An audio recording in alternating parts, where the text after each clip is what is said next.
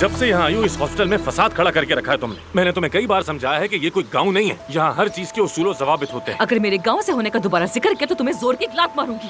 हालत तो देखो, कौन है ये लड़की, किससे बात कर रहा हूँ मैं? कुछ समझ नहीं आ रहा इस फासले से तो बिल्कुल भी नहीं। वैसे मैं इस झगड़े को मुस्बत समझता हूँ, जानती हो क्यों? क्योंकि झगड़ा भी एक इजहार का तरीका होता है। वाकई में तुम लोग वहाँ खड़े क्या कर रहे हो? हाँ, तुम दोनों बहुत आहिस्ता आवाज में झगड़ा कर रहे हो, हमें आवाज नहीं आ रही। अगर जरा करीब आ जाओगे तो आसानी होगी।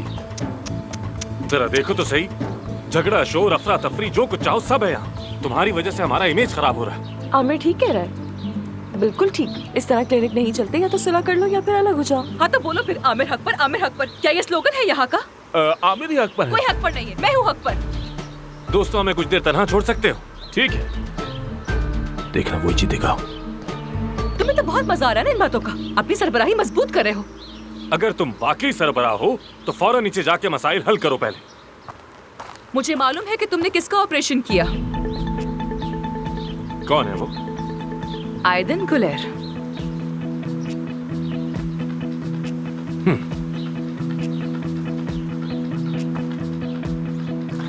Very nice. तुम तो वाकई सब कुछ जान गई हो। तुम अब भी कुछ छुपा रहे हो मुझसे।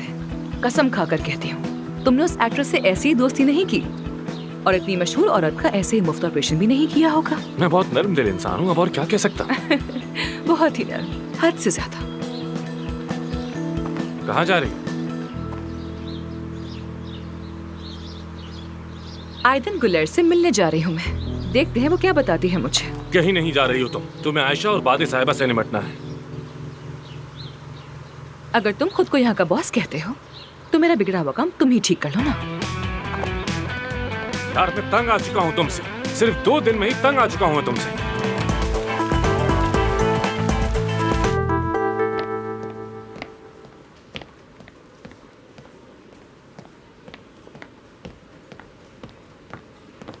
हेलो, अस्सलाम वालेकुम। वालेकुम अस्सलाम। आयदन गुलेर से मिलना चाहती हूँ। मैडम साहब इस वक्त नहीं मिल सकती।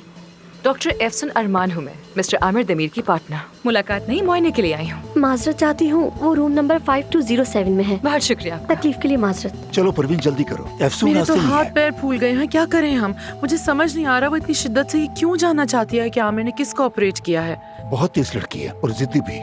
देखो मैं तुम्हें एक बात बताऊं, वो यकीनन समझ जाएगी कि तुम बैरून मुल्क नहीं इस्तांबुल में ही हो।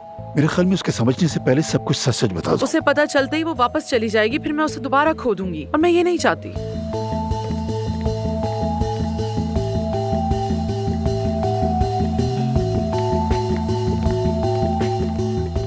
वैसे भी उसे जाना है, जाहिर है। ना ही उसे हॉस्पिटल पसंद है और ना ही आमिर से बनती है, और मैं सब जानता हूँ। वो एक बहादुर लड़की है, खुद को मनवा लेना और इज्जत करवाना जानती है। अगर उसे हॉस्पिटल पसंद आ गया, इस्तांबुल पसंद आ गया तो वो यहीं रुक जाएगी। और अगर रुकी तो शायद मुझे भी। इतनी बड़ी प्रोफेसर परवीन, क्या तुम वाकई उस लड़की से डरती हो? हाँ, डरती हूँ। वैसे एक बात कहूँ, लड़ने पर तो वो तुम पर गई है। बिल्कुल भी नहीं। अच्छा, वो मेरी शॉल भी उठा ले। हाँ हाँ ठीक है, फिक्र मत करो। चलो। और याद रखना तुम्हें यहाँ से फौरन निकलना है। अब चलो। ठीक है। एहतियात से कहीं हाथ न टकरा जा।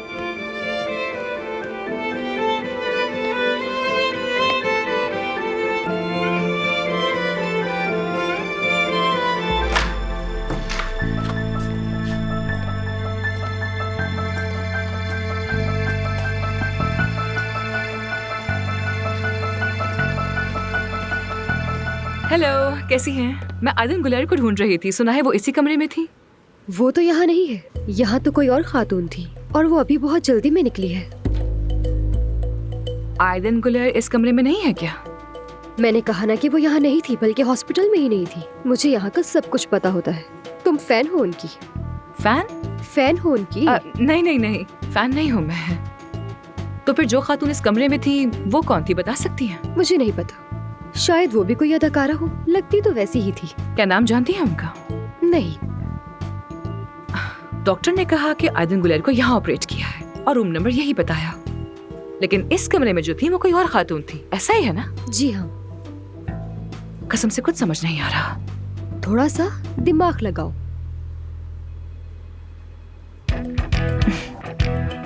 मुझे पसंद आई हो गुलजान। और आप भी मुझे। अगर इस खातून का कुछ पता चले तो मुझे कॉल कर देना, ठीक है? और हाँ, अगर जॉब की तलाश में हो तो भी कॉल कर लेना। बहुत शुक्रिया आपका। चलो, काम में आसानी हो शुक्रिया। गया।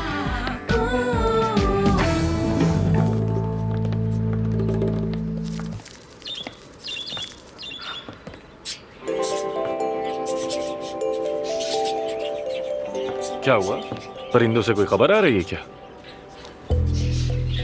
क्या हुआ? आयतन साहिबा को ढूंढ लिया? नहीं ढूंढ पाई क्या? आयतन साहिबा तुम्हारी तरह नहीं है, मसरूफ खातून है, अपने काम में मसरूफ होंगी।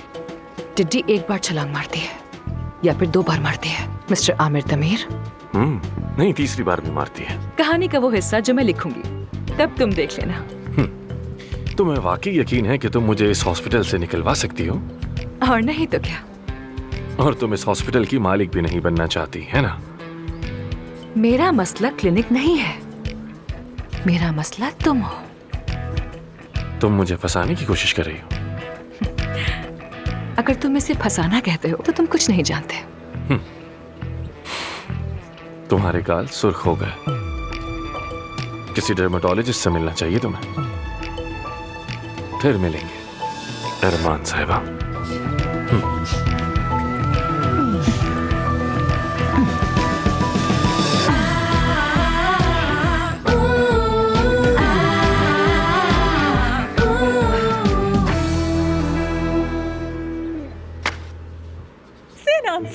सिनान साहब, माजरत आपको बहुत इंतजार करवाए। अफसून साहिबा को इमरजेंसी काम याद आ गया। कहाँ है वो? कब से उनका इंतजार कर रहा हूँ मैं। ठीक कह रहे हैं, लेकिन वो आ रही है। सिनान साहब, हेलो, मैं अफसून हूँ। अफसून साहिबा, कहाँ थी आप? सिनान साहब, क्या बताऊँ आपको, यहाँ देखकर बहुत खुशी हो रही है मुझे। मानो तुम देख रही हो, मैं आपके सारे प्रोग्राम्स देखती हूँ, एक भी मिस नहीं करती। हर लम्हा मुझे ज़बानी याद है। वाकई में आपके तबसरे मैचेस से ज्यादा मजेदार होते हैं। देखा आपने, फुटबॉल समझने वाली डॉक्टर है। किस टीम की फैन है? अगर मुमकिन होता तो मैं अपने खून को स्याह सफेद बना लेती। क्या ऐसी कोई टेक्नोलॉजी नहीं? खूबसूरती की दुनिया में सब कुछ मुमकिन है। आइए आपको वहाँ लेकर जी चलती जी हूँ। जरूर चलिए। कहाँ थी तुम? हाँ, मैं आमिर को यहाँ से निकालने के लिए मालूमात इकट्ठी करने के लिए गई थी। जासूसी के मिशन पर थी मैं। तुम पेशेंट को मेसोथेरेपी के लिए लेकर जाओ, फाइलिंग मैं कर दूंगी, ठीक है? Bye bye. ठीक है। सिनान साहब, तुम यहाँ हो? क्या हुआ? फिर कोई नया मसला? यहाँ कब कोई प्रॉब्लम नहीं होती। अफसून के आने के बाद हॉस्पिटल में सब अजीब हो गया है। क्या सोच की परवीन साहबा ने उसे बॉस बनाया? क्या वो उनकी कोई क्लोज रिलेटिव है?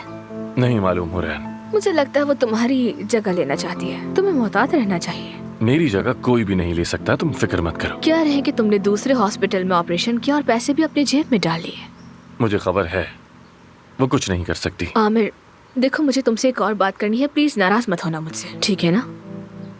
क्या हुआ? तुम्हें याद है तुमने लास्ट वीक एक पेशेंट का ऑपरेशन किया था जो कोमा में चली गई थी? थायराइड था रेशम उन्हें। साहिबा, हाँ, क्या हुआ है उन्हें?